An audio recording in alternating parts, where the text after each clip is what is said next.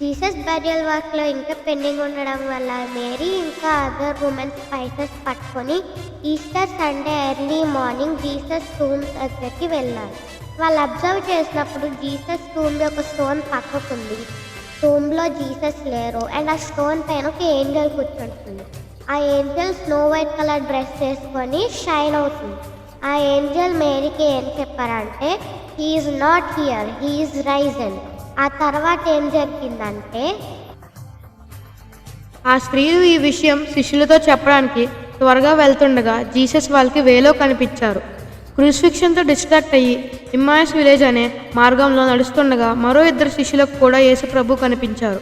Jerusalem మేడగదిలో disciples అందరూ gather అయ్యారు.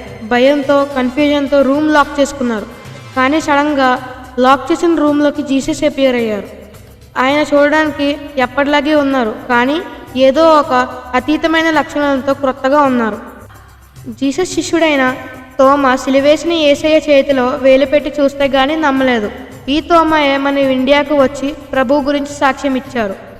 పేతురుతో సహా మిగిలిన శిష్యులకు జీసస్ తిబెరియా సముద్ర తీరం వద్ద కనిపించారు. వారితో కలిసి చేపలు పట్టారు. రాత్రి భోజనంలో చేపలు కూడా తిన్నారు. వారిని బలపరిచారు.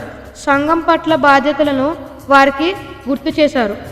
ఈ విధంగా Jesus approximately 40 days multiple times more than 500 people క్రౌడ్తో సహా చాలామందికి కనిపించారు.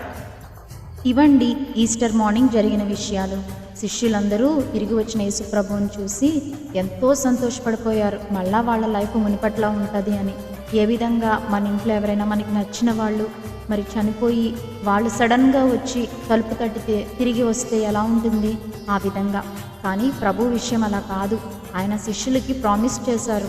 ఆయన వెళ్ళి వేరొక ఆదరణకర్తను అనగా హోలీ స్పిరిట్ను పంపిస్తానని జ్ఞాపకం చేశారు.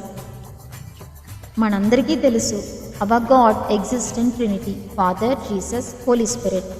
ఆనాడు శిష్యులు బలపరిచిన పరిశుద్ధాత్మ దేవుడు ఈరోజు మనల్ని కూడా బలపరుస్తారు, సమాధానాన్ని అనుగ్రహిస్తారు, అంతము వరకు తోడయుండి నడిపిస్తారు. ఏ విధంగా ప్రభువు వారు రిసరెక్షన్ పొందారో మనందరం కూడా ప్రభు యొక్క సెకండ్ కమింగ్ అప్పుడు లేపబడతాం. ఇదే మన నిరీక్షణ. దేవుడు అట్టి కృపను మనందరికీ దయచేయునుగాక. Thank you. God bless you. Happy resurrection day.